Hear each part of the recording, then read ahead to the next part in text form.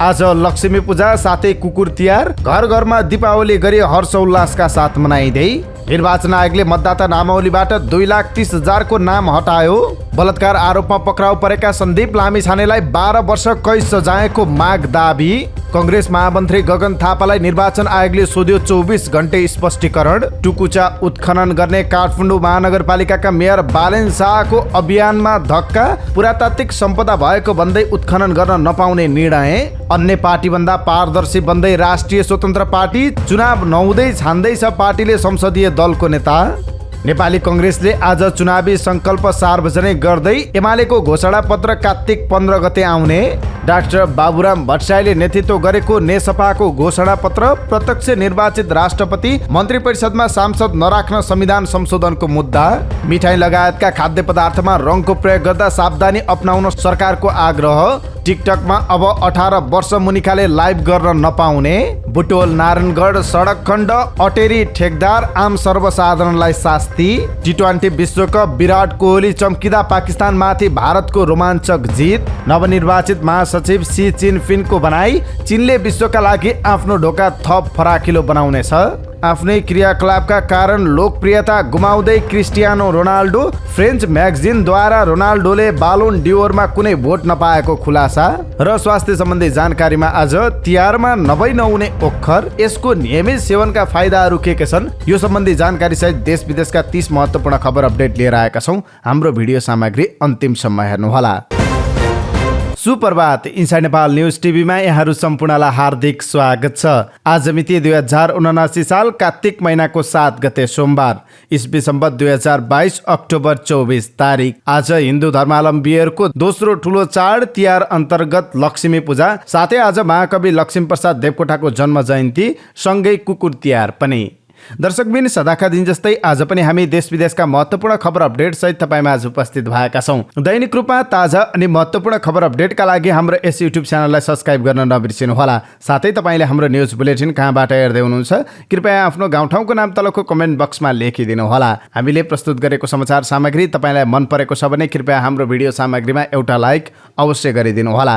आउनुहोस् आजको समाचार सुरुवात गरौँ आज परेको लक्ष्मी पूजा र यसको महिमा सम्बन्धी प्रसङ्ग।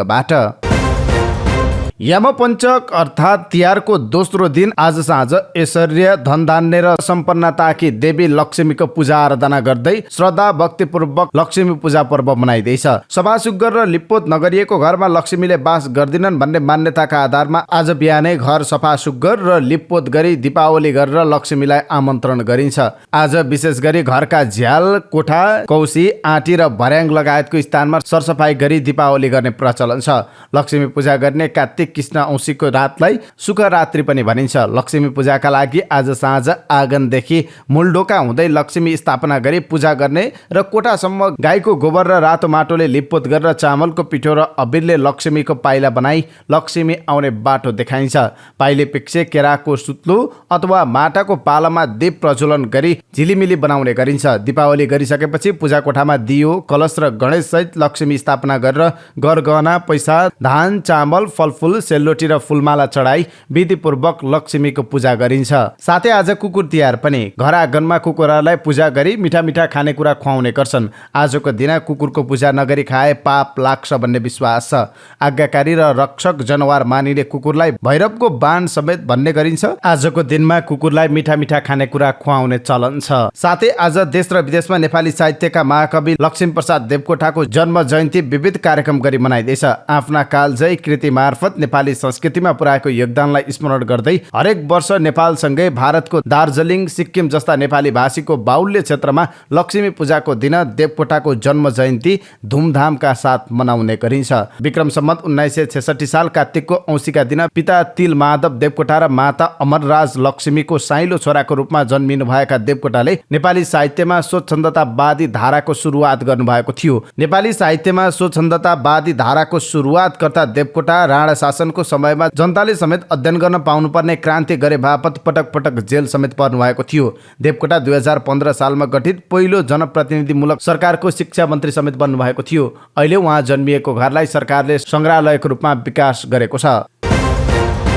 निर्वाचन आयोगले स्थानीय तह निर्वाचन सकिएको करिब 7 महिनापछि प्रतिनिधि सभा तथा प्रदेश सभाको चुनाव गर्दैछ। तर अघिल्ला पटक मतदाता नामावलीमा नाम निस्किएका 2,30,000 जना यसपटक नदोहोरिने गरी हटाइएको आयोगले जनाएको छ। प्राविधिक गडबडीका कारण मृत्यु भइसकेकाहरूको नामावली पनि प्रकाशन हुँदै आएको थियो, तर यसपटक हामीले थुप्रै कटाएका छौँ, प्रवक्ता शर्माले भन्नुभयो। मृत्यु भइसकेका थुप्रै व्यक्तिको पनि पटक पटक नामावलीमा नाम प्रकाशन भइरहनुमा भने आयोगको मात्रै गल्ती नरहेको शर्माको दाबी छ। प्रशासनका पञ्जीकरण शाखाले तथ्याङ्क उपलब्ध नगराउँदा गल्ती दोहोरिने गरेको सुनाउनु भयो। त्यस्तै निर्वाचन आचार संहिता कार्यान्वयन गर्न बाधक बन्दै आएको सामाजिक सञ्जाल पनि यसपटकदेखि निर्वाचनले कडाई गरेको छ।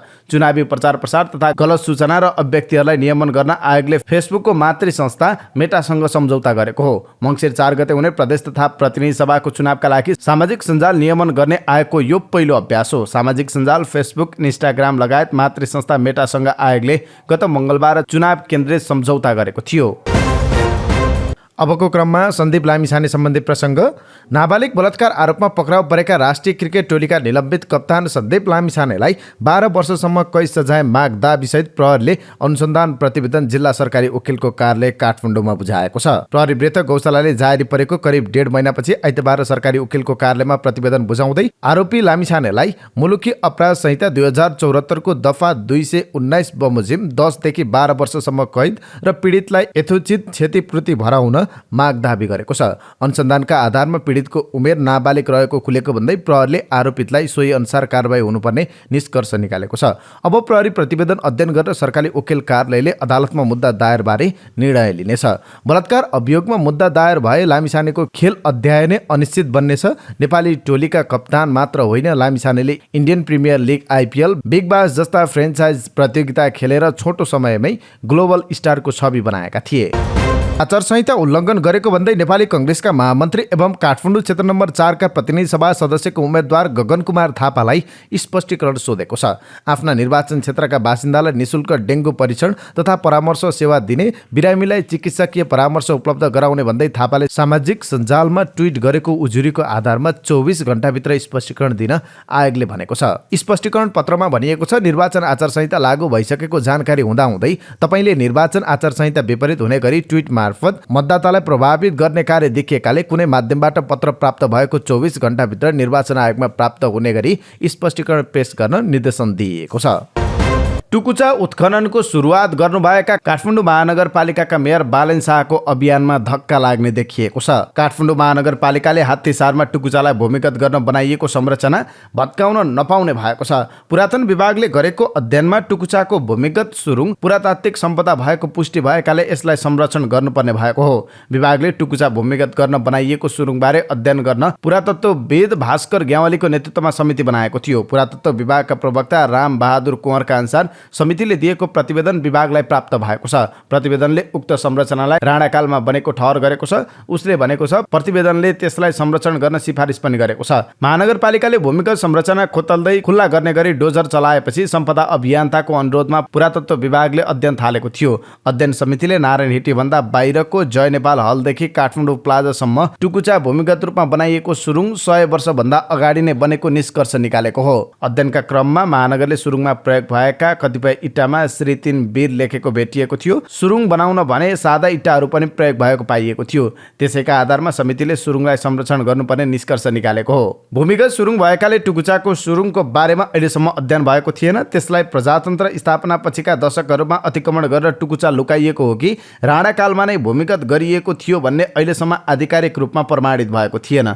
विभागको अध्ययन प्रतिवेदनले टुकुचा राणाकालमै भूमिगत गरिएको निष्कर्ष निकालेकाले यस विषयमा अब थप बहस आवश्यक नरहेको विभागका अधिकारीहरू बताउँछन्। अब महानगरले सुरुङ खोतल्न पाउँछ कि पाउँदैन भन्ने प्रश्नमा विभागका प्रवक्ता कुँवरले भन्नुभयो, जुन रूपमा भए पनि टुकुचाको संरचनालाई संरक्षण गर्नुपर्छ। खुल्ला गरेर वा भूमिगत दुवै रूपमा संरक्षण हुन सक्ने विभागको भनाइ छ। टुकुचा सुरुङ मार्ग करिब 130 वर्ष अघि नै वीर शमशेरले बनाउन लगाएको कागजी प्रमाणहरू सार्वजनिक भइसकेका छन्। काठमाडौँ महानगरपालिकाले खोला अतिक्रमण गरेर बनाइएको भन्दै त्यसलाई खुल्ला गर्न ठाउँ ठाउँमा डोजर चलाउन सुरु गरेको थियो। यसले गर्दा सुरुङका विभिन्न भागहरू खुल्ला भएका छन्। अब ती भत्किएका भागहरू पनि पुरानै शैली र स्वरूपमा मर्मत गर्नुपर्ने भएको छ। विभागका प्रवक्ता कुँवर अध्ययन रिपोर्ट बारे महानगरलाई जानकारी दिने बारे छलफल भइरहेको बताउनुहुन्छ। छलफलका निष्कर्षका आधारमा आवश्यक कदम चाल्छौँ उहाँले भन्नुभएको छ। पुरातत्व विभागले सुरुङ मार्गलाई पुरातात्विक सम्पदाको मान्यता दिएकाले अब यसलाई महानगरले बिगार्न नपाउने भएको छ। बाह्रमा प्रहरीले ठुलो पैडाममा खाने तेलसहित 4 जनालाई पक्राउ गरेको छ। प्रहरीले नुवाकोटको शिवपुरी गाउँपालिका 1 का सुकमान तामाङ, रौतड गौर नगरपालिका 1 का 38 वर्षीय रमेश कुमार जेसवाल, रौतडकै वृन्दावन नगरपालिका 6 का 38 वर्षीय शेख कलाम र 47 वर्षीय वैद्यनाथ शाह तेलीलाई पक्राउ गरेको हो। पक्राउ परेका तामाङ ट्रक चालक हुन् भने बाँकी 3 जना व्यापारी रहेको प्रहरीको भनाइ छ। उनीहरूलाई आइतबार जिल्ला प्रहरी कार्यालय 12 मा पत्रकार सम्मेलन गरेर प्रहरीले सार्वजनिक गरेको हो। परवानीपुर गाउँपालिका 5 स्थित मनोकामना आयल एन्ड फुड प्रोसेसिङ प्रणालीबाट सिन्धुलीको कमलामाई नगरपालिका स्थित रोबिन सप्लायरका लागि पठाइएको तेल उनीहरूले रौतहटमा बेचेका थिए। बजार मूल्य 49,04,922 रुपियाँ रहेको तेल उनीहरूले रौतहट लगेर 39 लाख रुपियाँमा बिक्री गरेको प्रमाण प्रहरीले फेला पारेको जिल्ला प्रहरी कार्यालय 12 का प्रमुख प्रहरी उपरीक्षक होविन्द्र बोगटीले जानकारी दिनुभयो। तेल दुवानीका लागि प्रयोग गरिएको प्रदेश 203001 ख 4812 नम्बरको ट्रक समेत प्रहरीले बरामद गरेको छ। ठूला राजनीतिक दलहरूमा संसदीय दलको नेता बन्न हानथाप हुन्छ। त्यस्ता हानथापमा गुट उपगुटहरूले काम गरिरहेका हुन्छन्। यता रवि लामिछाने नेतृत्वको राष्ट्रिय स्वतन्त्र पार्टीले चुनाव नहुँदै संसदीय दलको नेताका लागि आह्वान माग गरेको छ। राष्ट्रिय स्वतन्त्र पार्टीले संसदीय दलको नेताको निर्वाचन गर्ने भएको छ। रवि लामिछाने सभापति रहेको पार्टीले चुनावभन्दा अगाडि नै संसदीय दलको नेता चयन गर्न लागेको हो। मङ्सिर 4 को प्रतिनिधि सभा र प्रदेशसभा चुनाव हुँदैछ। स्वतन्त्र पार्टीले प्रदेशसभा चुनावका लागि उम्मेदवारी दिएको छैन। स्वतन्त्र पार्टीबाट प्रतिनिधि सभा चुनावका लागि भने प्रत्यक्षतर्फ र समानुपातिक तर्फ उम्मेदवारहरू छन्।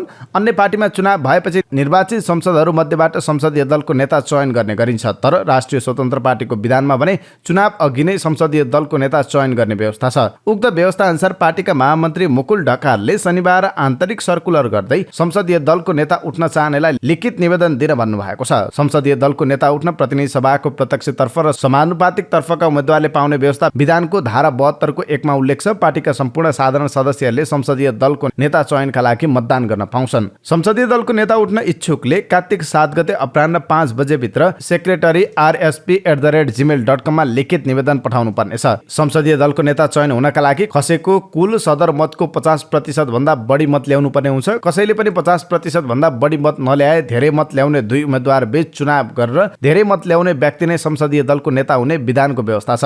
संसदीय दलको नेता चयन भएका व्यक्ति आम चुनावमा पराजित भएमा उस संसदीय दलको नेता बन्न भने पाउने छैन। प्रतिनिधि सभा सांसद भएका मध्येबाट पछि पुनः संसदीय दलको नेता चयन गरिन्छ। संसदीय दलको नेता नै प्रधानमन्त्री हुने अवसर प्राप्त भएमा प्रधानमन्त्री हुने विधानमा उल्लेख छ। अब अन्य केही राजनीतिक प्रसङ्ग संक्षिप्त रूपमा। नेपाली कांग्रेसले आज चुनावी संकल्प पत्र सार्वजनिक गर्ने भएको छ। कांग्रेस पार्टी कार्यालयका मुख्य सचिव कृष्ण प्रसाद पौडेलले सोमबार सभापति शेरबहादुर देउवाले संकल्प प्रस्ताव सार्वजनिक गर्ने कार्यक्रम रहेको जानकारी दिनुभएको छ।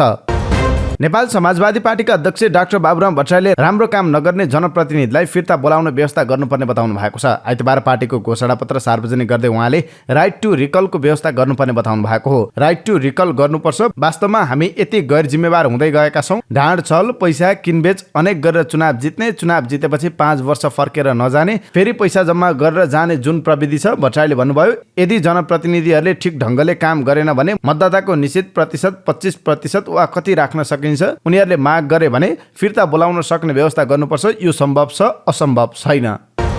प्रधानमन्त्री शेरबहादुर देउवाले 5 दलीय गठबन्धन ऐतिहासिक आवश्यकता भएको बताउनु भएको छ। आइतबार वीरेन्द्रनगरमा आयोजित 5 दलीय सभालाई सम्बोधन गर्दै प्रधानमन्त्री देउवाले सो कुरा बताउनु भएको हो। प्रधानमन्त्री देउवाले गठबन्धन लामो समय टिक्ने समेत दाबी गर्नुभयो। उहाँले एमाले अध्यक्ष ओलीले संविधानलाई टोकरीमा फ्याँकिदिने काम गरेकाले गठबन्धन जन्मिएको बताउनुभयो। गठबन्धनको विजयका लागि सबै मिल्नु बाहेक अबको विकल्प नभएको देउवाको भनाइ थियो।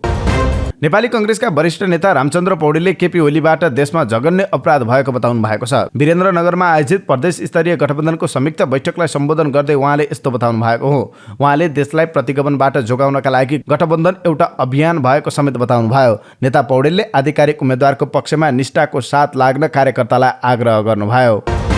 नेकपा एकीकृत समाजवादीका अध्यक्ष माधव कुमार नेपालले गठबन्धनको अभियानमा सबैलाई एकजुट हुन अनुरोध गर्नुभयो। आइतबार वीरेन्द्रनगरमा आयोजित 5 दलीय गठबन्धनको संयुक्त सभालाई सम्बोधन गर्दै उहाँले सो कुरा बताउनु भएको हो। अध्यक्ष नेपालले मुलुकको राजनीतिमा व्यक्तिवाद हावी भएको बताउँदै एमाले अध्यक्ष केपी शर्मा ओलीले त्यसको नेतृत्व गरेको आरोप लगाउनु भयो। उहाँले भन्नुभयो, नेपालको राजनीतिमा व्यक्तिवादी हावी भएको छ। ओलीले व्यक्ति केन्द्रित भएर सत्ता चलाए, त्यो अधिनायकवादी चरित्र हो। त्यस्ता व्यक्तिले संविधान कुल्चे, देशलाई अस्तव्यस्त बनाए।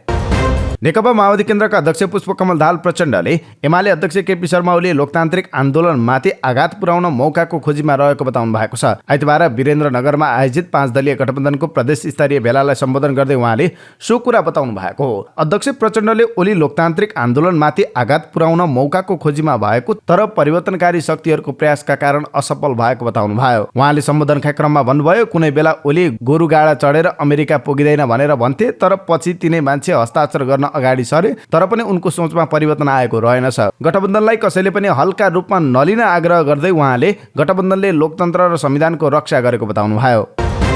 नेकपा एमाले मङ्सिरमा हुने निर्वाचनको घोषणापत्र तिहार र लगतै परेको छठ पर्वपछि मात्रै सार्वजनिक गर्ने भएको छ। एमालेको घोषणापत्रको मस्यौदा तयार भए पनि त्यसलाई अन्तिम रूप दिन समय लाग्ने भएकाले एमाले तिहार र छठ पर्वपछि मात्रै घोषणापत्र सार्वजनिक गर्ने भएको छ। नेकपा माओवादी केन्द्रको चुनाव चिन्ह हँसिया हथौडा लिएर चुनावी मैदानमा उत्रिएको पूर्व प्रधानमन्त्री डाक्टर बाबुराम भट्टराई र महेन्द्र राय यादव नेतृत्वको नेपाल समाजवादी पार्टीले चुनावी घोषणापत्र तयार गरेको छ। उक्त घोषणापत्र आइतबार सार्वजनिक गरिएको छ। प्रतिनिधि सभा र प्रदेशसभा निर्वाचनमा माओवादी केन्द्रबाट उम्मेद्वार उठाएको उक्त पार्टीले संविधान संशोधन गर्नुपर्ने र त्यसमार्फत लोकतन्त्रको लोकतान्त्रिकरण गर्नुपर्ने मूल चुनावी लक्ष्य रहेको तय गरेको छ। भट्टराईले आइतबार दिउँसो काठमाडौँमा एक कार्यक्रम गरेर घोषणापत्र सार्वजनिक गर्नुभएको छ, जसमा संविधान संशोधन गर्नुपर्ने र त्यसमार्फत हुने परिवर्तनबारे 10 बुँदे संकल्प राखिएको छ। भट्टराईले मुलुकको शासकीय स्वरूपमा परिवर्तन गर्नका लागि पनि संविधान संशोधनको संकल्प गर्नुभएको छ। उहाँले प्रत्यक्ष निर्वाचित राष्ट्रपति हुनुपर्ने मुद्दा फेरि उठाउनु भएको छ। प्रत्यक्ष निर्वाचित राष्ट्रपति र प्रदेश प्रमुखको व्यवस्था गर्नका लागि पनि संविधान संशोधन आवश्यक रहेको भन्दै संकल्पमा उल्लेख छ। सङ्घमा प्रत्यक्ष निर्वाचित राष्ट्रपति र प्रदेशमा प्रत्यक्ष निर्वाचित प्रदेश प्रमुख हुने गरी प्रणाली कायम गरिनेछ। एक व्यक्ति 2 कार्यकालभन्दा बढी राष्ट्रपति प्रदेश प्रमुख हुन नपाउने व्यवस्था गरिनेछ। मन्त्री बन्नका लागि संसदको सदस्य हुनुपर्ने व्यवस्थालाई परिवर्तन गर्नका लागि पनि संविधान संशोधन हुनुपर्ने भट्टराईको घोषणापत्रमा उल्लेख छ। संविधान संशोधन गरेर मन्त्री परिषदमा विज्ञ तथा राष्ट्रिय जीवनका महत्त्वपूर्ण व्यक्तित्वहरूबाट बनाउन सक्ने व्यवस्था गर्नुपर्ने भनिएको छ, जसबाट सांसदहरूको भूमिका कानुन निर्माणमा सीमित गर्नुपर्ने र त्यसका लागि पूर्ण समानुपातिक संसदको निर्वाचन गर्न पनि संकल्प राखिएको छ। शक्ति पृथकीकरणको सिद्धान्तको आधारमा सबै तहहरूमा व्यवस्थापिका, कार्यपालिका, न्यायपालिका र संवैधानिक अङ्गहरू सञ्चालन हुने पनि घोषणापत्रमा उल्लेख छ। निर्वाचन कानुनमा अस्वीकारको अधिकार अर्थात् राइट टु रिजेक्ट र राइट टु रिकलको व्यवस्था गरिनेछ घोषणापत्रमा उल्लेख छ। दलहरूको खर्च अपारदर्शी भइरहेको भन्ने चर्चा र आलोचना भइरहेका बेला भट्टराईले भने नयाँ व्यवस्था गर्नुपर्ने संकल्प गर्नुभएको छ। दलहरूले वास्तविक कारोबारमा आधारित लेखा राख्नुपर्ने, आम्दानी र खर्चको विवरण मासिक रूपमा वेबसाइटमा राख्नुपर्ने, अन्यथा दल दर्ता खारेज हुने कानुन बनाइनेछ।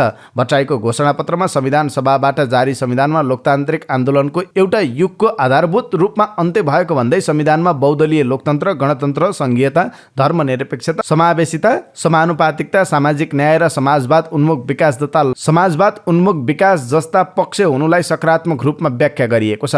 त्यस्तै भ्रष्टाचार अन्त्यका लागि शक्तिशाली जनलोकपालको पनि व्यवस्था गर्ने भनिएको छ। अब अन्य प्रसङ्ग।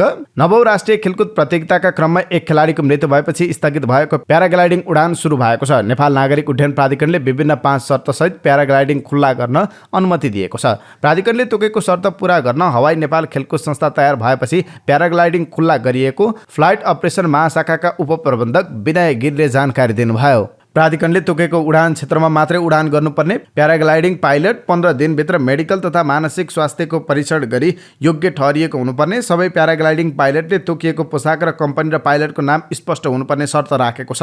त्यस्तै प्राधिकरणले व्यावसायिक उडानमा प्रयोग हुने ग्लाइडरहरूको 15 दिनभित्रमा एयरवर्थनेस इन्सपेक्टरको रवरमा परीक्षण गराई योग्य ग्लाइडरलाई मात्र व्यावसायिक उडान अनुमति दिने उल्लेख गरेको छ।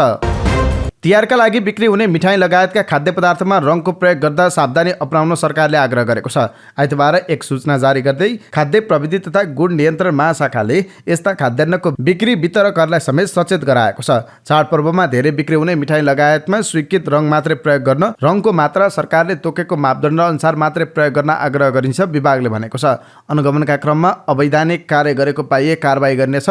विभागका अनुसार खाद्य ऐनले रातो, हरियो, नीलो र पहेँलो गरी 4 प्रकारका रङ प्रयोग गर्न अनुमति दिएको छ, जसमा रातो 5 प्रकारका, पहेँलो 3 र हरियो 2 प्रकारका रहेका छन्। लोकप्रिय भिडियो प्लेटफर्म टिकटकमा लाइभ गर्नका लागि अब 18 वर्ष पुगेको हुनुपर्नेछ। टिकटकले लाइभ स्ट्रिमको लागि न्यूनतम उमेर 16 वर्षबाट बढाएर 18 वर्ष बनाएको छ। यो नियम आगामी महिनाबाट लागू हुनेछ। हालै बीबीसीले गरेको खोजका क्रममा सिरियाली शरणार्थी शिविरहरूबाट सयौंको संख्यामा बालबालिकाले टिकटकमा लाइभ गरेर आर्थिक सहयोग मागिरहेको तथ्य पत्ता लगाएको थियो। यसरी लाइभ आए सहयोग माग्नेहरूले घण्टामै $1000 कमाउने गरेका थिए, तर उनीहरूले त्यसरी सङ्कलन गरेको रकम झिक्ने क्रममा टिकटकले 70% रकम लिएको थियो। केवल 18 वर्ष माथिकाले मात्रै लाइभ स्ट्रिम गर्न, भर्चुअल गिफ्ट पठाउन वा एकाउन्टलाई मोनेटाइजेसन गर्न सक्नेछन्। साथै भविष्यमा 18 वर्ष माथिकाले मात्रै देख्न सक्ने गरी समेत लाइभ स्ट्रिमिङ गर्न सकिनेछ। यद्यपि टिकटकले उमेरमा लगाएको उक्त पाबन्दी कसरी कार्यान्वयन गर्छ भन्ने कुरा प्रष्ट भएको छैन। स्मरण रहोस्, फेसबुक र इन्स्टाग्रामको माउ कम्पनी मेटा र युट्युबको गुगल कम्पनीले प्रयोगकर्ताका लागि लाइभ स्ट्रिमिङ गर्न पाउने न्यूनतम उमेर 13 वर्ष तोकेको छ। त्यस्तै प्रयोगकर्ताले उमेरको हदबन्दी लगाउने गरी सामग्री अपलोड गर्न समेत पाउँछन्। दाङमा बबई नदीमा नुहाउने क्रममा डुबेर बेपत्ता भएका 2 किशोरीको शव फेला परेको छ। आइतबार दिउँसो 3:30 बजे प्रहरी र स्थानीय बासिन्दाको टोलीले शव फेला पारेका हुन्। शनिबार बबई नदीमा नुहाउन गएका दङ्गी शरण गाउँपालिका 2 का 14 वर्षीय रमा शाह र सल्यानको दामाचौरकी 14 वर्षीय गुमा चन्दको शव करिब 27 घण्टापछि फेला पारेको इलाका प्रहरी कार्यालय तुलसीपुरका प्रमुख डीएसपी पुष्पराज मल्लले जानकारी दिनुभयो। तुलसीपुर उपमहानगरपालिका 11 को मोतीपुर नजिकै शनिबार दिउँसो 1 बजेतिर बबई नदीमा नुहाउन गएका 3 जना मध्ये 2 जना बेपत्ता भएका थिए। सडक विभागले बुटोल नारायणगढ सडक खण्डको ठेकदार कम्पनीलाई ठेक्का तोड्ने चेतावनी दिँदै तोकेको समय सीमा शनिबार सकियो। तर यो अवधिमा पनि नारायणगढ बुटोल सडक खण्ड विस्तारको काममा कुनै सुधार आएन। यो सडक खण्डको विस्तारका लागि बनाइएको दुवै प्याकेजको ठेक्का चिनिया company China state construction engineering कर्पोरेसनले हात पारेको छ। तर ठेकदारले सडक खण्ड विस्तारको कामलाई गति दिन चाहेको छैन।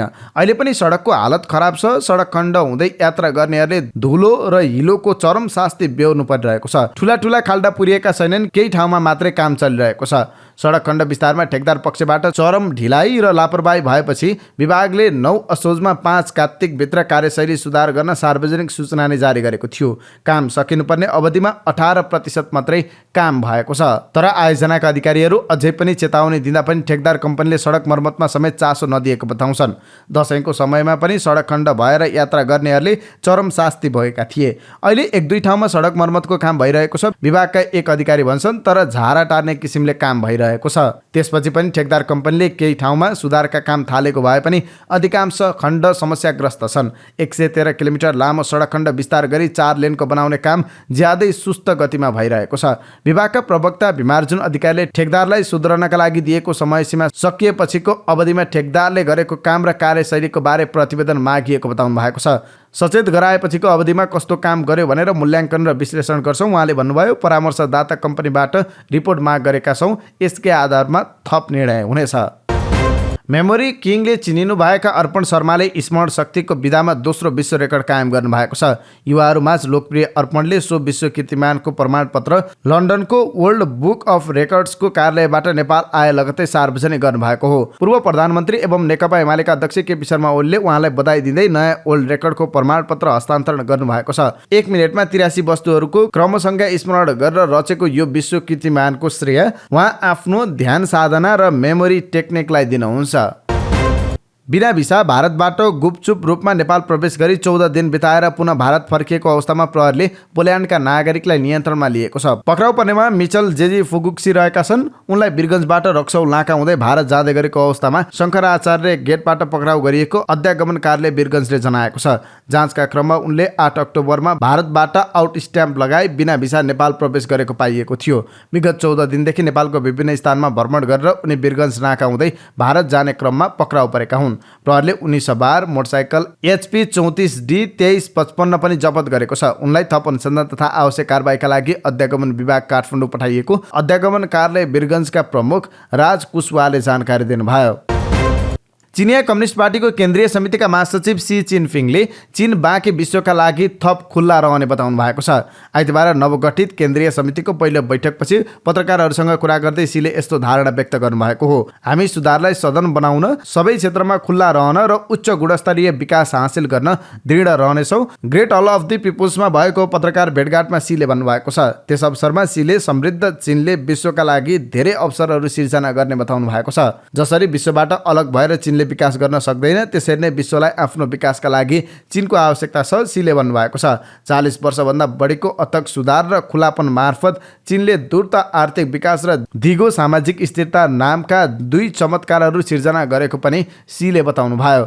चिनिया अर्थतन्त्रमा विशाल लचिलोपन र सम्भावना रहेको बताउँदै सीले भन्नुभयो, यसका बलियो आधारभूत कुराहरू परिवर्तन हुने छैन र यो लामो समयसम्म सकारात्मक दिशामा रहनेछ। नाइजेरियामा अधिकांश बालबालिका सहित 25 लाखभन्दा बढी मानिसलाई मानवीय सहायताको खाँचो रहेको संयुक्त राष्ट्र सङ्घीय निकाय युनिसेफले जनाएको छ। प्रभावित मध्ये 60% बालबालिका रहेको र विगत 1 दशकको सबैभन्दा भीषण बाढीका कारण पानीजन्य रोग, डुब्ने र कुपोषणको उच्च जोखिममा रहेको युनिसेफले चेतावनी दिएको छ। बाढीका कारण देशका 36 राज्यमध्ये 34 राज्य प्रभावित भएका छन् भने 13 लाख मानिस विस्थापित भएका छन्। बाढीका कारण 600 भन्दा बढी मानिसले ज्यान गुमाइसकेका छन् भने 2 लाख भन्दा बढी घरहरू आंशिक वा पूर्ण रूपमा क्षतिग्रस्त भएका छन्। युनिसेफका अनुसार झाडापखाला र पानीजन्य रोग, श्वास प्रश्वास सम्बन्धी संक्रमण र छाला सम्बन्धी रोगका घटना बढ्दै गएका छन्। अब केही खेल प्रसङ्ग। मोहम्मद नवाजले अन्तिम ओभरमा नो बल फालेपछि T20 विश्वकपमा पाकिस्तानले भारतसँग 4 विकेटको हार बेहोरेको छ। 160 रनको लक्ष्य पछ्याएको भारतलाई अन्तिम ओभरमा 16 रन आवश्यक थियो। सुरुवाती 3 बलमा 2 रन खर्चेर हार्दिक पाण्डेको विकेट लिएका नवाजले पाकिस्तानलाई जितको आशा दिलाएका थिए। तर 4औं बलमा नवाजले फालेको नो बलमा भारतका पूर्व कप्तान विराट कोहलीले छक्का प्रहार गरेपछि भारतलाई जित सहज भएको हो। अन्तिम 1 बलमा भारतलाई 2 रन आवश्यक थियो, तर नवाज वाइड बल फाले र स्कोर बराबरी भयो र भारतले थप 1 बल खेल्न पायो। यो अवसरलाई सदुपयोग गर्दै रविचन्द्र अश्विनले 1 रन बनाएर भारतलाई जिताए। भारत र पाकिस्तान बीचको खेल विश्व क्रिकेटमा सधैँ बहुप्रतीक्षित रहने गर्छ। विश्वकपमा पाकिस्तानसँग बिरले हारेको भारतले रोमाञ्चक अन्तिम ओभरमा जित हासिल गरेको छ। भारतलाई जिताउन सुपरस्टार कोहलीले अभिजित 82 रनको योगदान गरे। उनले 53 बलमा 4 चौका र 6 छक्का प्रहार गरे। खराब सुरुवात गरेको भारतका लागि मध्यक्रमका ब्याट्सम्यानले जितको आधार तय गरेका थिए। ओपनर द्वय कप्तान रोहित शर्मा र केएल राहुल समान 4-4 रनमा आउट भए। उच्च लयमा रहेका सूर्यकुमार यादवले 15 र अक्षर पटेलले 2 रन बनाएर आउट हुँदा भारत 6.1 ओभरमा 31.4 को कठिन स्थितिमा थियो।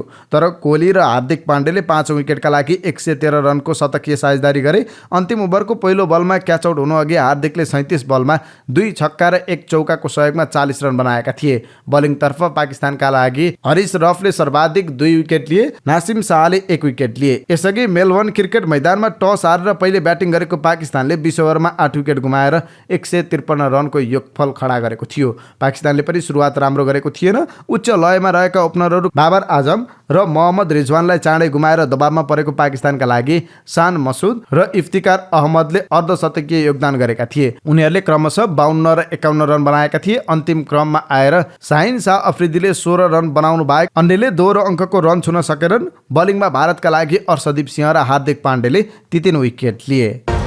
त्यस्तै आइसिसी T20 विश्वकप अन्तर्गत हिजो नै भएको पहिलो खेलमा श्रीलङ्काले आयरल्यान्डमाथि 9 विकेटको फराकिलो जित हात पारेको छ। आयरल्यान्डले दिएको 129 रनको लक्ष्य श्रीलङ्काले 15 ओभरमा 1 विकेट गुमाउँदै पुरा गरेको हो।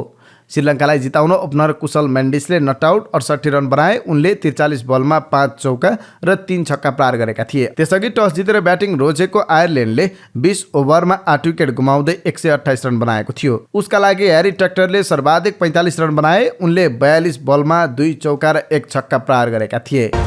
क्रिस्टियानो रोनाल्डो विश्वकै एक चर्चित फुटबल हस्ती हुन्। जारी सिजनमा सोचे अनुसारको खेल प्रदर्शन गर्न नसक्दा र समर्थकहरूसँगको विवादले उनको लोकप्रियता ओह्रालो लागेको छ। 5 पटकका बालोन डिआर विजेता रोनाल्डोले यो वर्ष बालोन डिआर अवार्डको मनोनयनमा परेकाहरू मध्ये सबैभन्दा पुछारमा अर्थात् 20औं स्थानमा रहे। अझ रोचकको कुरा उनले एक मत पनि पाउन सकेनन्। बालोन डियोरका लागि राष्ट्रिय फुटबल टिमका कप्तान र प्रशिक्षक तथा फरक फरक देशका 180 जना खेल पत्रकारले मतदान गर्छन्। फ्रेन्च म्यागजिनले रोनाल्डोले कुनै भोट नपाएको खुलासा गरेको हो। उनले कुनै भोट नपाएको कारण पनि एक प्रसिद्ध फुटबल स्ट्राइकर रोनाल्डोको युगको अन्त्य भएको हो कि भन्ने चर्चा चलिन थालेको छ।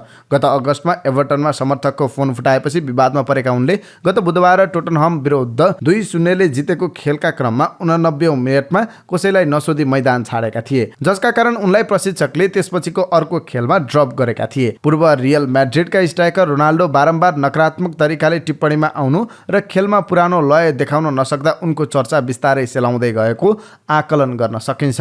अन्तिम समयमा मैदान प्रवेश गर्न नमान्नु, खेल नसकिँदै मैदान छाडेर हिँड्नुका कारण युनाइटेड र प्रशिक्षक पछिल्लो समय रोनाल्डोदेखि खासै खुसी छैनन्। अब आजका लागि स्वास्थ्य सम्बन्धी जानकारीमा आज हामीले तिहारमा नभई नहुने ओखर नियमित रूपमा सेवन गर्नुका फाइदाहरू के छन् यो सम्बन्धी जानकारी लिएर आएका छौँ।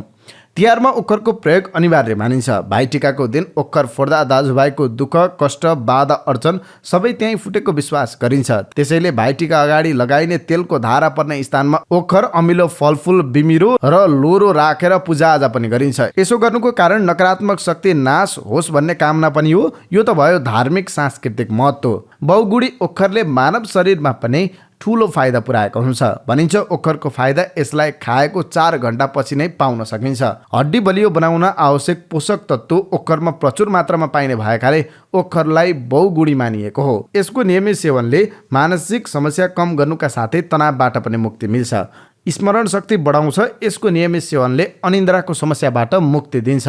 साथै मधुमेहका बिरामीका लागि पनि ओखरले फाइदा पुर्याउँछ। मुटुलाई स्वस्थ राख्नुका साथै कोलेस्ट्रोल सन्तुलित राख्छ। ओखरको नियमित सेवनले मुटुरोग, क्यान्सर लगायत अन्य रोगको जोखिम कम हुन्छ। यसले महिलामा स्तन क्यान्सरको सम्भावनालाई कम गर्छ। प्रजनन स्वास्थ्य र प्रजनन क्षमतामा ओखरले सकारात्मक प्रभाव पार्छ।